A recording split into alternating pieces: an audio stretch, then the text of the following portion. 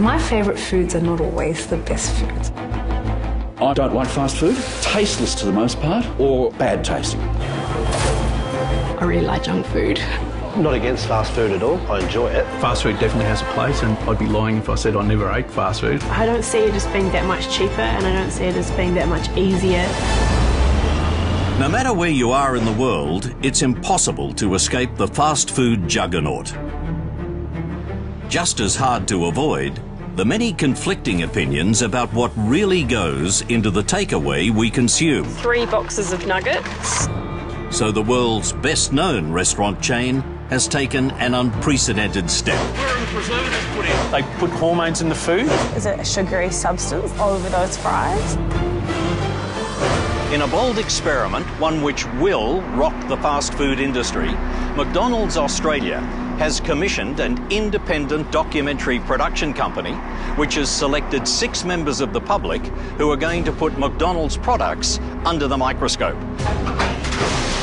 It's a controversial move designed to challenge long-held prejudices about McDonald's and dare its critics to refute the facts. Why is it dirty and bony? Stay with us, because I think this is one story that will have a lot of twists and turns along the way.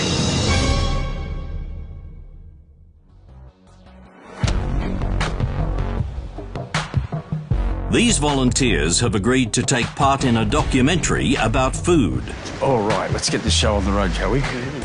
They've been given no details about the project, and they have no idea they'll be investigating a global fast food giant.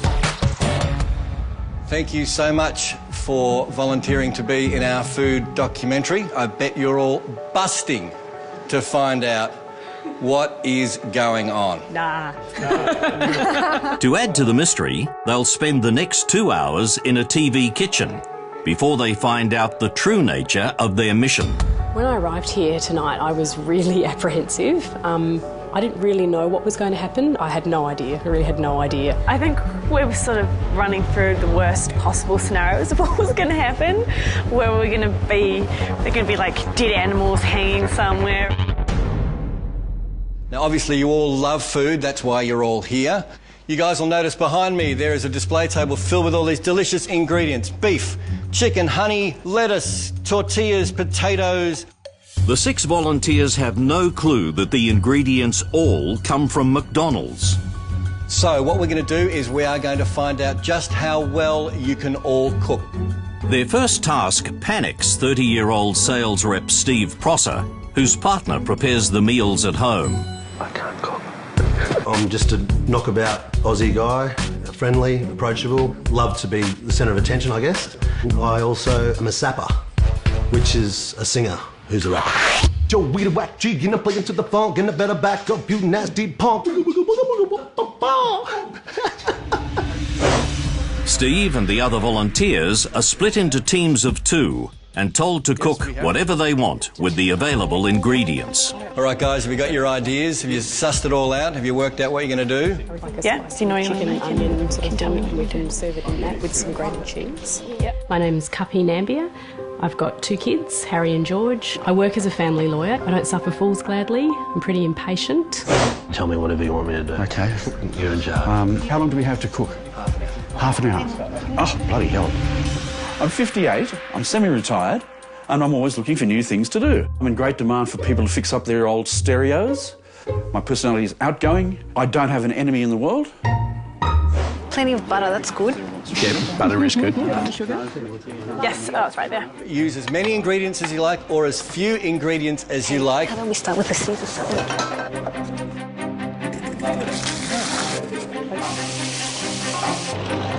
Boys, what have you decided on? We're going to be doing a savoury chicken tortilla. What are you guys going to make? We're going to make rissoles. Rissoles. And chicken Caesar salad. I'm Eleni Komenov. I'm married and now we have a young child. I describe myself as quite outgoing. I gain people's trust very easily. I tend to be a perfectionist as well. And what are you going to add to your rissoles? Bit of paprika, bit of bacon, and some cheese just to give them a bit of... Lovely. Bit of a punch. My name's Alan Riley. I'm 42 years old. No kids, well, that I know of. I'm a bit of a straight shooter. Working in work health and safety tends to give you a dry sense of humour and be a little bit cynical on some things. I say it exactly as it is. I was just going to chop these down like this. Yep. Ladies, what are you going to make? We are making pancakes with caramelised apple filling. Are you desserty? I love dessert. Yeah? Yep. I have a separate stomach for dessert. I love honey so much I even put it in my coffee. Do you? Yeah. It's disgusting. Don't judge it till you've tried it. I'm Briar, loud and bossy. Probably how most people describe me. I love to go to second-hand markets and vintage stores to try and find cool plates and cups, but my number one hobby would be cooking. But Briar and the other volunteers are about to discover they weren't chosen for their culinary skills. Stop cooking. Fantastic job, guys. Everything looks delicious. Those pancakes look sensational. We've got the rissoles with chicken Caesar salad. And gentlemen, what have you made over here? Spicy chicken tortilla and a salad of apple, cucumber, tomato, parmesan, thyme and balsamic. You've all done a fantastic job, but there's something very important about the food that you have cooked. And to deliver that vital piece of information, I'm going to hand you over now to respected journalist and TV anchorman, Steve Liebman. After the break, our volunteers are hit with a bombshell. All the ingredients you've used have come from... and there's no holding back. Pretty poor. Piss poor, in fact. When our investigators hit the road. To know that I'm eating fat and sugar, I'm genuinely upset. Are you sure it's been washed? 3, that should be fun. 6 members of the public who volunteered to take part in a food documentary are about to receive some news that might shock them. Hi, folks. Hello. Steve, how are you? You look like you've been pretty busy. We have. Can I just quickly ask you, are you all happy with the dishes you've prepared? Yes. Satisfied with the quality? Yes. The important announcement. I want you to know that all the ingredients you've used in preparing these fabulous dishes have come from McDonald's. You laugh. Rob, why? I haven't eaten at McDonald's, I'd say, for almost 2 decades because I found it totally unsatisfying food. Were you suspicious? Not at all. No, Not at all. Not at all. Finding out that the ingredients were all from McDonald's, it was a huge surprise. Yeah, no idea. I wouldn't have related to McDonald's at all. Now that you know the ingredients have come from McDonald's, you're going to become food critics. We want ordinary Australians, people just like yourselves, to go out and examine McDonald's food and get the truth about what goes into it. Ask all the questions you want and keep asking until you get the answers you think you're entitled to. Does this mean we can teach McDonald's how to cook properly? I'll see you back here in a week. Thanks, Steve. Okay. How good was that? There's a little bit of a pressure to sort of unravel all the rubbish and dig deep to get the truth. I'm very excited about investigating McDonald's because it's just received so much bad press and I love it so much. I just want to find something good about it. I won't hold back at all, but I have to take an objective line of questioning. Next day, our cooking teams make the transition to investigators. Where do you reckon we're going? Haven't a bloody clue. As the other teams fly out, Briar and Cuppy get straight down to business. Hi, how are you today? Good, thanks. It's a big order, And here's your drinks. Oh, awesome. but it's not for them. Have a lovely day. They're collecting samples for scientific testing. I think that's probably what I've always wanted to know. Like, what's really in here? Yeah, how bad is... I know you know it's bad for you. You know it's full of fat and sugar and salt, but it'd be interesting to find out just how bad. John Franceschini is a forensic scientist with 25 years' experience in chemical analysis. We want to know everything. Yeah.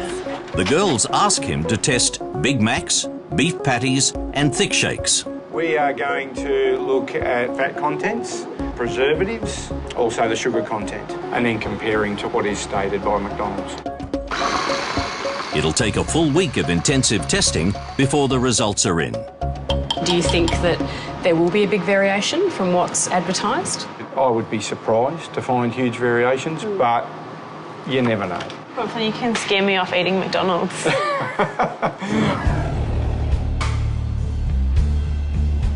Rob and Steve have arrived in Queensland to trace the journey of McDonald's beef.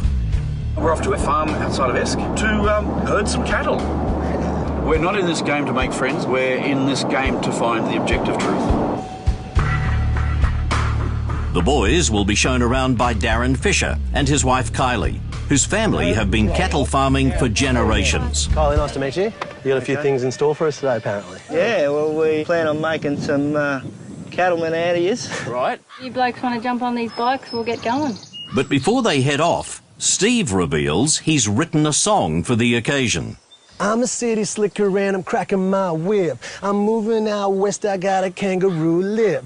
I drive a red Ute now every single day. Probably got the cows in a shed full of hay. I got a little girl that I see every fortnight. All I really wanted was a picnic and a bike ride.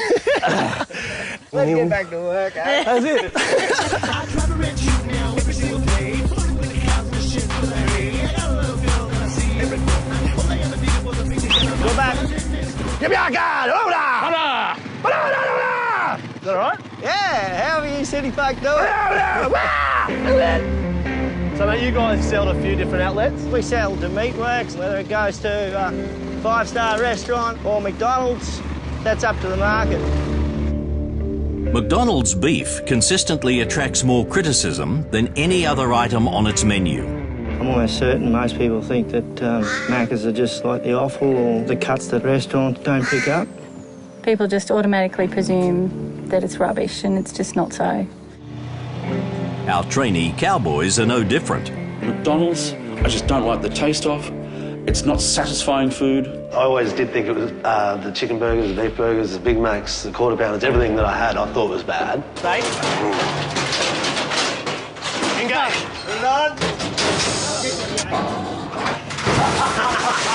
Oh, you fucker! Put a bit in my mouth, too. You'll be right for ticks, mate. Yeah, right. A staunch McDonald's critic, Rob, wants to know about its animal welfare record. Kylie, how humanely are they treated? How do you look after them? Well, Rob, we need them to be low-stress cattle. We sort of are guided by the Meat Standards Australia guidelines so that they're handled humanely in every way. They're all very healthy-looking animals. However, it hasn't changed my view on McDonald's today.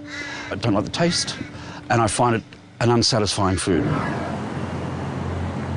Alan and Eleni are starting their fast food odyssey on the New South Wales Central Coast.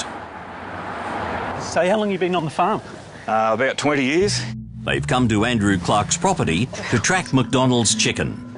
I've heard about free range, and they're not really free. The cage is just a little bit bigger. The treatment of farm chickens is one of the most controversial topics in the food industry. Alan and Eleni are expecting the worst. So this is the chickens. Hello, dinner. Why is it so dark?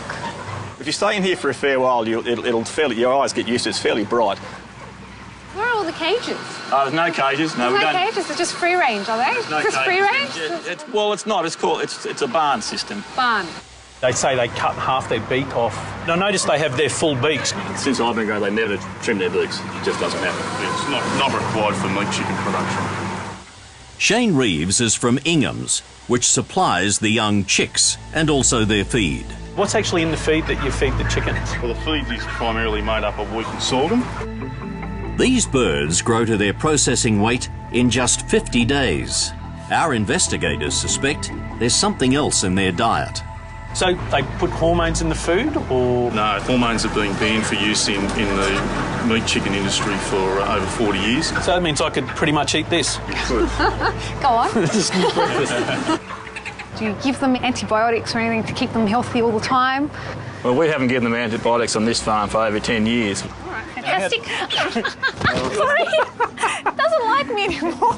Well, I thought I was going to see like a lot of cages and like really condensed groups of chickens, but Yeah. it just wasn't.